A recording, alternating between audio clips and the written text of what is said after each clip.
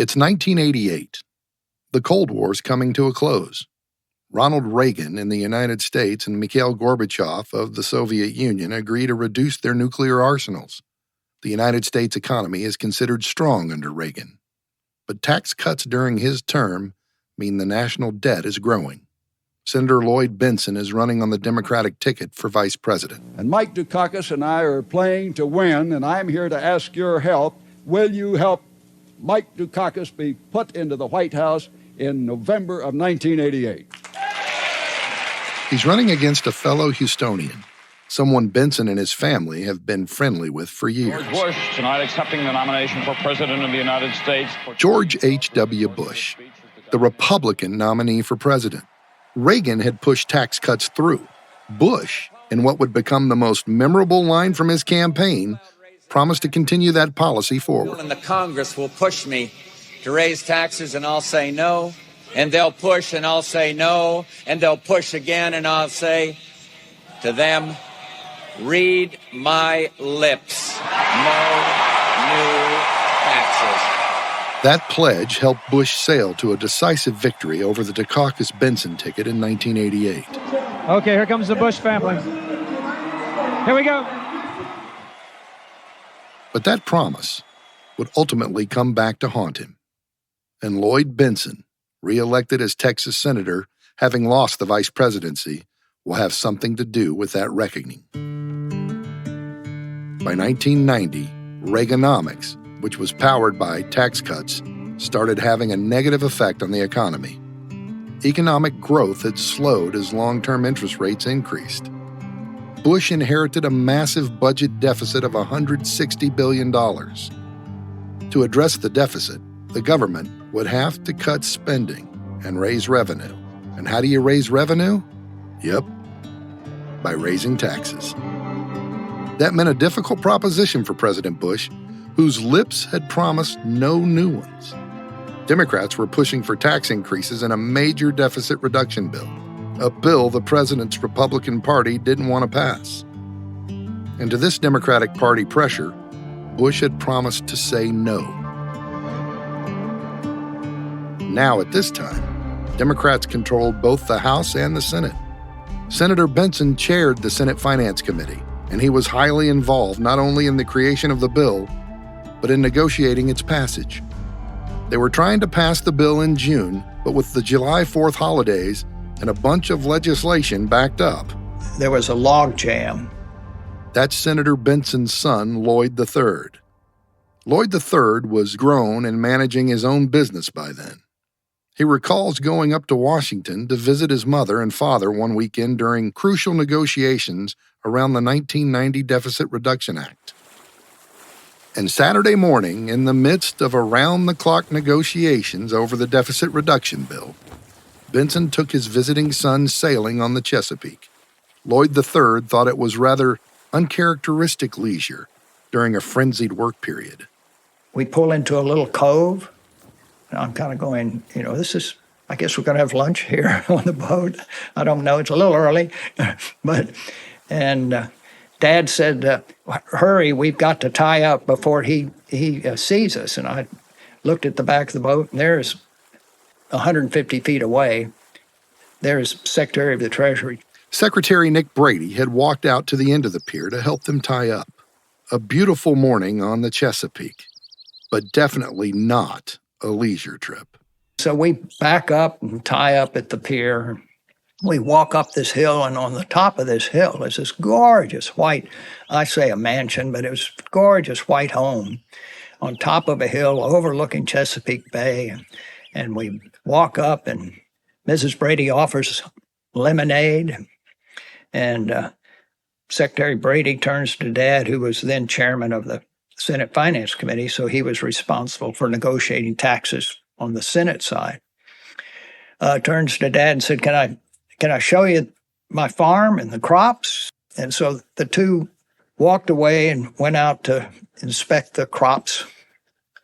About 40 minutes later, Dad and Secretary Brady come back, and I tell you, the look on their face, it's serious intent.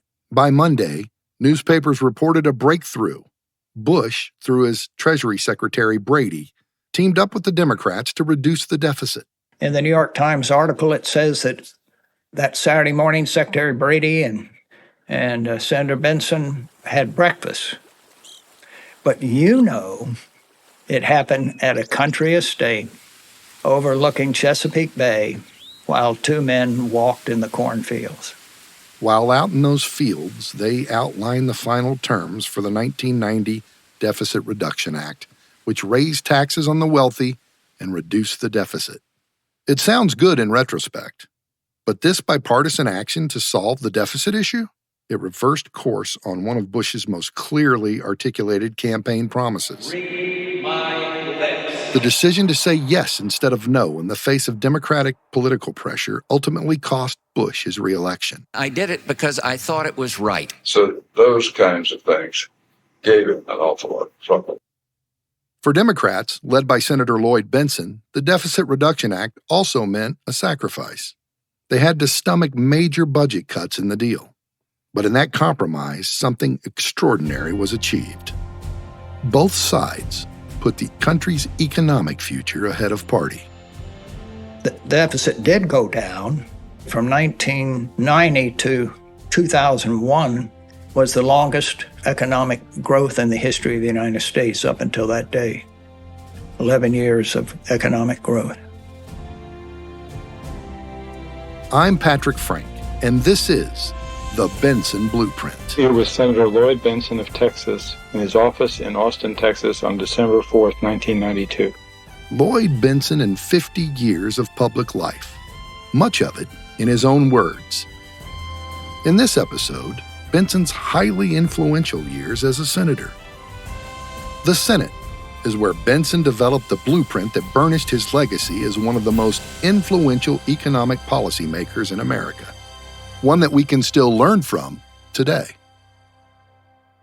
That 1991 Deficit Reduction Act is but one example of what Lloyd Bentsen did for the American economy, and by extension, the global economy. But to understand everything he was able to do, we have to go back to when Bentsen arrived in the Senate in 1971. He had re-entered politics after becoming a successful businessman, then edging out an entrenched incumbent to become a senator in 1970. That's when his record as a national politician began. They say there are two kinds of senators: workhorses and show ponies. It wasn't acceptable to be a show-off too much, and it's just how he was brought up. This is Ed Knight, who worked alongside Bentsen in the Senate and as the general counsel at Treasury. His father had a huge impact on him. He was a driven man. They'd wake him up in the morning saying, "Boys, the neighbors have been up for hours. You need to get up and get going." Get going, Bentsen did. When he came back to public life from the private sector, he brought with him a wealth of skills and experience.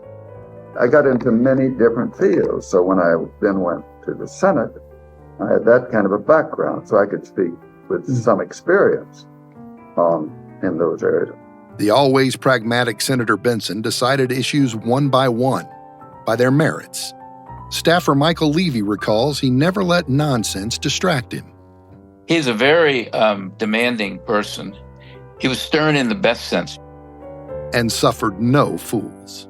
He really didn't want anyone coming into the office who wasn't prepared. You better know the answers to every question he might ask. And if you said, "I don't really know that, but I think," he was a lot less interested in what you thought and a lot more interested in what you knew. He often personally scoured available research, white papers, and studies, or spoke with the people who conducted the latest research themselves. As a fiscal conservative and social moderate, Senator Bentsen supported abortion rights, the Equal Rights Amendment, and civil rights. But he also endorsed public school prayer, capital punishment, and deregulation of industry. Principles came before party, and principles came before winning favor with the Republican president, at that time, Richard Nixon. Nixon, very bright fellow, complex man. But I can recall when I came to the Senate, that he called me in where he had all the other freshman members come in, meeting. He had meetings separately. talked to me about sharing the patronage, with the assumption I was going to be totally supported. So I went for the press club and immediately made speaks to make my point that I was a Democrat. The speech and Bentsen's refusal to blindly fall in line landed him on Nixon's enemies list. Famously vindictive, Nixon found ways to show the family how he felt about Bentsen's lack of allegiance. The IRS notified Bentsen. He and his family members were suddenly targets. Here's Lloyd Bentsen. Interestingly, Lloyd Bentsen Sr., Lloyd Bentsen Jr., my father, the senator, and Lloyd Bentsen III all were audited for the next 3 years. I'm sure those things were absolutely unrelated, but not out of the realm of Richard Nixon's approach to things. But the workhorse was undeterred. Coming from a business background, a big theme of the senator's work in the 1970s was about ways to make changes in policy, to help create more capital for businesses. I talked then about the short-term outlook for American businessmen and how it clear as a state. That we had to spend more on R&D and we had to increase our productivity, more capital investment. His business experience taught him you can't create jobs unless new companies get financing, and unless existing companies can get the money they need in order to grow. So Bentsen focused on capital formation as policy because of knock-on effects for the economy. Here's Lloyd Bentsen III. Do we legislate in ways that we subsidize industries? Or do we legislate in ways that we incentivize the creation of industry? Dad was an incentivizer. He was widely recognized for creating tax deductions and tax incentives to stimulate investment and stimulate business. Guaranteeing health insurance for children was another issue close to his heart, given the impoverished border area where he grew up. On health matters, knowledgeable and well-placed staffers could make huge policy differences. In children's health insurance legislation, for example, a single word change in a bill impacted policy for hundreds of thousands of children, depending on the state's regulations. Lloyd Bentsen. And there are always points where a change of a word from may to shall makes it a fact instead of an option. But not long after he joined the upper chamber, Bentsen accepted leadership roles. Because with more power and influence, Bentsen would have more potential to make a difference. With Senator Bentsen's reputation as a workhorse with broad business experience, he rose quickly in the Senate. In 1973, the Democratic leadership assigned him to serve on the Senate Finance Committee. The Senate Finance Committee is the most powerful committee in the U.S. Senate. A single committee member can have significant influence. His son Lloyd frames it this way. All taxation goes to the Senate Finance Committee. All health care bills go through the Senate Finance Committee. All trade goes through the Senate Finance Committee. Here's former Chief of Staff Michael Levy. The Finance Committee oversaw Medicare, Medicaid, Social Security, all of the welfare, AFDC. All of these programs came through us, and he made really substantial contributions in every case. He became one of the foremost Democratic advocates of private investment and economic growth. Complex issues came up. Knowing how to bring people to his side took diligence and hard work. But Bentsen, from his earliest days in state politics all the way through his Senate years, had built a reputation as a bipartisan coalition builder. Son Lloyd Bentsen III. There's a secret to his success, which I'll share with you. He was highly disciplined. He was very smart. He was extremely focused. But in my opinion, the secret was he was a world-class poker player.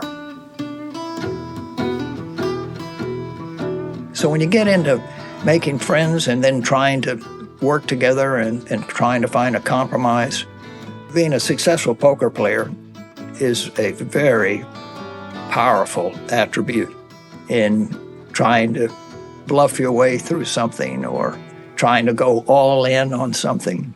In 1979, Bentsen chaired a special commission, the Joint Economic Committee, with Republicans and Democrats in the mix.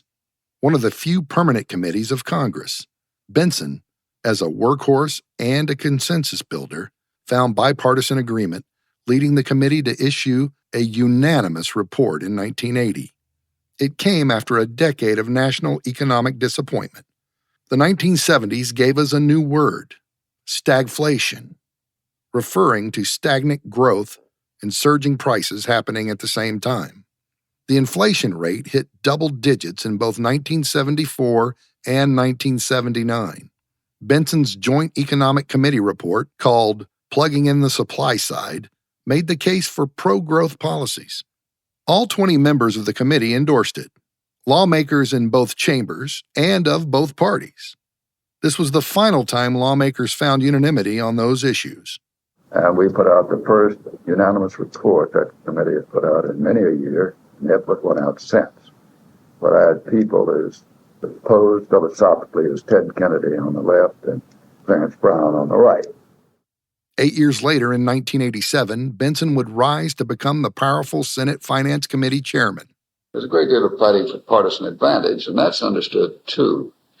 But I'm one who has felt that our position in the world is going to be one that is going to require our trying to not just to make speeches, but come up with some results that will help us continue to improve the standard of living of our people. He would lead the Finance Committee from 1987 until 1993. In leadership, Bentsen was far from the stereotypical backslapping, tall tale-telling Texan. He took on major trade, welfare, and health insurance legislation with quiet efficiency, tackling issues he thought were paramount to American prosperity. I was very much interested in trying to get personal savings up in the country. I thought that we had to have more capital available. We're deficient in that regard as far as our competition with other countries. His aides say he remained deeply concerned about health care and the people who couldn't afford it. It's just so much cheaper to provide preventive medicine than it is to pay for the crisis of neglected health. That's Lloyd Bentsen, his son, on why the senator believes so strongly in providing people access to health care. For him, it was a moral issue, but also an economic one. A lot of the rest of the world understands that now. We're slow coming around to it. But investing in health increases productivity, increases longevity, increases the quality of life all the way around. And all of that turns into a greater economy. And it absolutely paid for itself. It was in the Finance Committee that Senator Bentsen negotiated the 1990 Deficit Reduction Act with the Bush administration. A lot of pressure. Deficits were going to be counterproductive and stimulate the economy and create more inflation and make it difficult for the Federal Reserve to lower interest rates. So there were some fairly rational economic reasons to get the deficits, which were growing, under control. Mostly Democrats backed it, and a few aisle-crossing Republicans. This cooperation between the various economic policy levers in the federal government kicked off one of the greatest economic expansions in American history, beginning in 1991 and continuing for a decade. Thanks in no small part to the Bentsen Blueprint, which was about to give every American an easier path towards retirement security. And then we had to put a fight on it. For years, reforming America's pension system had languished in Congress. Attempts to make changes to retirement security couldn't pass out of committee. The legislation was considered too complex, and for many people, boring. Not to Lloyd Bentsen. I had background experience in pensions and building a life insurance company. I'd actually gone out and sold some, so I had some rather full understanding as compared to my colleagues, which gave me an edge. Retirement security had long been on his mind because he saw how savings for retirement affected people in his community. My wife and I belonged to the River Oaks Baptist Church in Houston, and she taught Sunday school there. She had one of the other Sunday school teachers, a friend of hers. And they kept talking about how this couple were approaching retirement. And they bought a house in Conroe, north of Houston. They were going to retire there. And he'd been working for a grocery chain. and we've been with them almost 30 years. But their pension program is written where you had to have the full 30 years before you achieved vesting. In the 29th year, they fired him. So he had no pension at all. And I heard some stories that they had done that before to others. But I know I was shocked, thought grossly unfair, punishable it was. I thought if I ever had a chance to correct something like that, I would. So he went to work on legislation, really dug into the specifics and what people needed, studied how to encourage businesses to participate, and ultimately came up with the Employee Retirement Income Security Act of 1974, ERISA for short. ERISA did not require that companies offer pensions, but if a business did offer a pension, it had to honor it and insure it and show any unfunded obligation on the corporate balance sheet. The primary thing you have to have is the assurance that that money is going to be there when they retire. The Bentsen approach focused on tax incentives and not tax dollars, guidance and incentives, essentially having the federal government offering tax breaks to businesses that started pension plans. He favored these kind of policy measures, which didn't cost the government money or require funding. ERISA led to the private 401k, as Lloyd Bentsen says. He addressed with ERISA the ability to control your investments with IRAs and 401ks, and beyond that, they became portable, so you were bringing mobility to the workforce. It created the IRA, or individual retirement account, to encourage Americans to save for retirement. And it completely changed the way pensions worked in America. And the sort of thing that happened to my friend with his pension lost will not happen again. So you wouldn't lose your retirement savings when you left your job. Lloyd Bentsen III. The biggest criticism of capitalism is that people get hurt because of the business cycle, which is a natural part of capitalism and free enterprise, free markets. And the people that get hurt in those downturns are the ones that are most likely to benefit by having an individual IRA or 401k or SEP or a Roth, so that they actually have something to fall back on and they're not at the mercy of their employer. For years, similar bills had died in the Finance Committee. But this time, Bentsen, as an insurance man and a master of the minutia, stewarded the bill through finance to passage, 88-0. Bentsen said years later that his guiding principle was security for future generations. To ensure that our children would live better than we did and have more opportunities and could afford the things that were necessary for education, healthcare. Lloyd Bentsen III. ERISA opening up self-employment, opening up self-directed IRAs and SEPs, opening up the ability to manage your own assets, to take your pension with you, portability, probably was one of the greatest revolutions in the history of managing human resources. What would be at risk if ERISA never happened? Do you have a 401k? Or is your retirement savings in an individual retirement account, an IRA? If you are one of the millions of Americans with one of these, your life has been touched by Lloyd Bentsen's work.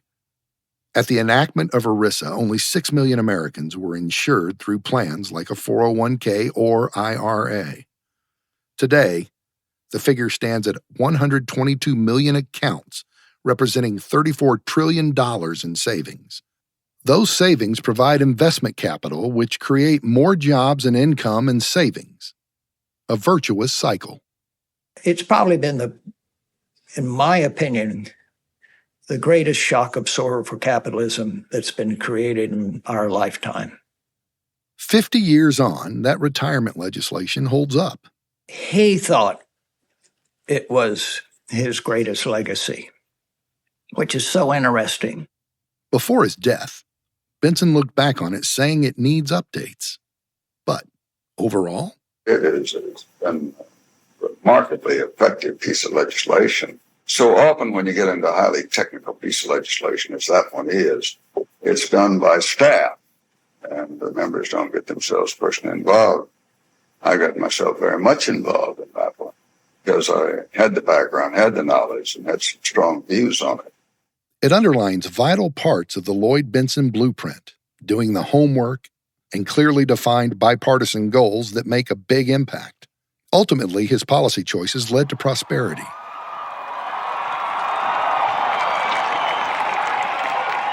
In 1992, Arkansas Governor Bill Clinton, a Democrat, is elected president with 43% of the popular vote in a three-way race. Thank you.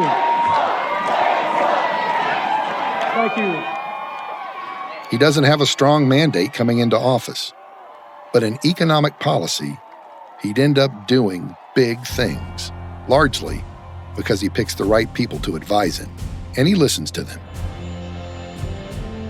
In the next episode, following the success of his years on the Finance Committee, Clinton taps Senator Bentsen to be his first Treasury Secretary. Bentsen finds a mind meld with other economic heavyweights to design and build more than a decade of prosperity. This podcast is produced by Reasonable Volume with guidance from the Bentsen family. It's executive produced by Elise Hugh and Rachel Swaby, and written by Elise Hugh. Percia Verlin is our production coordinator.